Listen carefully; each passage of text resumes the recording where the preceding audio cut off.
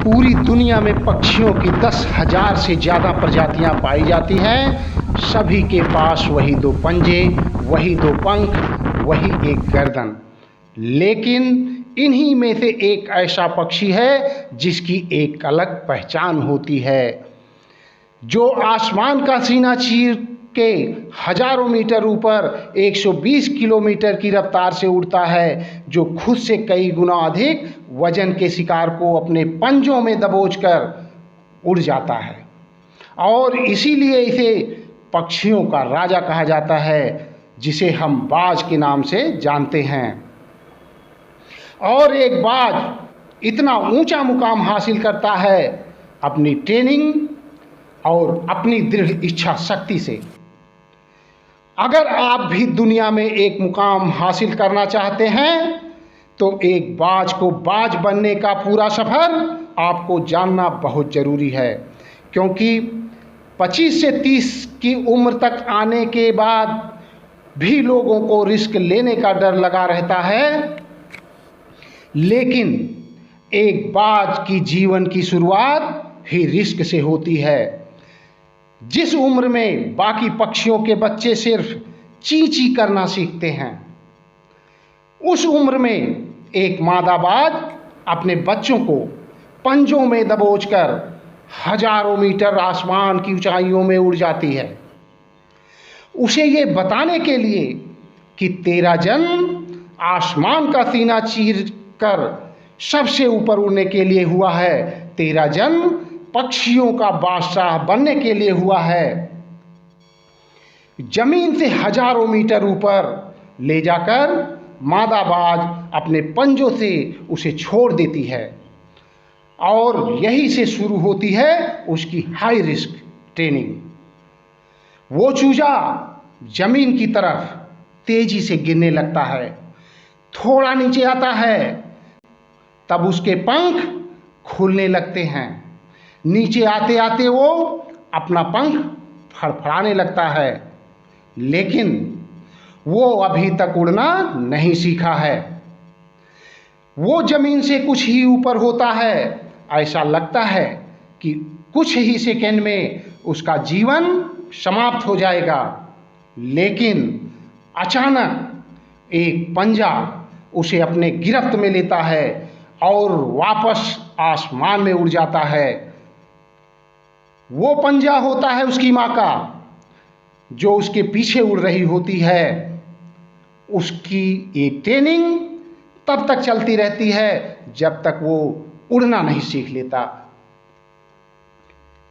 इतनी high risk training होने के बाद इस दुनिया को एक बाज मिलता है। बारिश के वक्त जब सारे पक्षी आश्रय की तलाश करते हैं, तब यही बाज उसी बारिश से आसमान को चीरते हुए ऊपर निकल जाता है और बादल से कहता है, तू बरस ले, कितना बरसेगा। एक बाज की उम्र लगभग 70 साल होती है। जब वह 40 साल का होता है, तब एक परेशानी उसकी जिंदगी में मौत बनकर आती है, जो आपकी परेशानियों की तुलना में बहुत बड़ी होती है। क्योंकि 40 साल की उम्र में बाज की चोंच इतनी मुड़ जाती है कि उसे शिकार निगलने में बहुत परेशानी होती है। उसके पंख भारी हो जाते हैं, छाती से चिपकने लगते हैं, जिससे उड़ना बहुत मुश्किल होता है।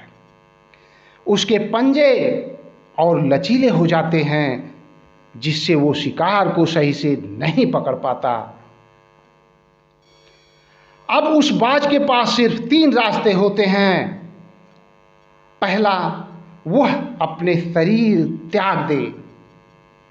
दूसरा, गिद्ध की तरह छोड़े हुए भोजन पर निर्भर रहे। और तीसरा, सबसे कठिन और पीड़ादायक रास्ता, अपने आप को पुनः स्थापित करने का, फिर से आसमान का सीना चीरकर उड़ने का। और वो चुनता है इसी तीसरे सबसे कठिन रास्ते को। और अपने पास के सबसे ऊंची चोटी पे पहुंच जाता है। वहां पर अपना घोंसला बनाता है और फिर शुरू होता है परेशानियों को जड़ से उखाड़कर आसमान में उड़ने का सफर। वह अपनी चोंच को एक चट्टान पर मार मार कर तोड़ देता है, लहूलुहान हो जाता है और इंतजार करता है नई चोंच के आने का।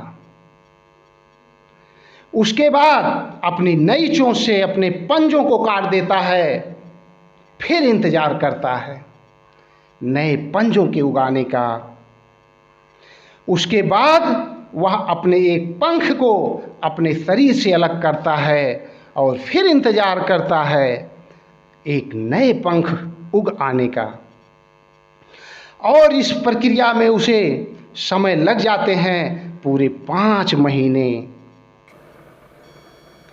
इन 5 महीनों की कड़ी तपस्या से एक बाज का पुनः जन्म होता है और वह फिर से तैयार हो जाता है आसमान का सीना चीर कर उड़ने के लिए। जो 3 रास्ते बाज के पास थे, वही 3 रास्ते आपके पास भी होते हैं।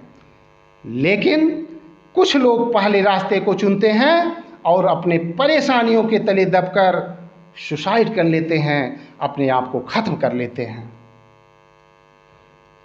ज़्यादातर लोग दूसरे रास्ते को चुनते हैं और वो परेशानियों का बोझ पड़ते ही अपने लक्ष्य को छोड़कर एक नॉर्मल ज़िंदगी जीने लगते हैं और लक्ष्य से भटक जाते हैं।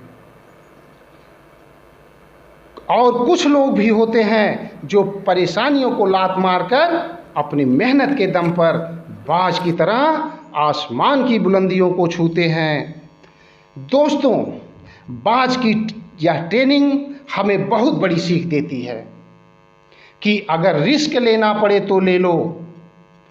अपने फील्ड में अपने आप को इतना ट्रेंड कर लो कि उस फील्ड में आपसे ऊपर उड़ने के बारे में सोचकर भी लोगों के पसीने छूट जाएं, तभी आप अपने फील्ड के बादशाह कहलाओगे।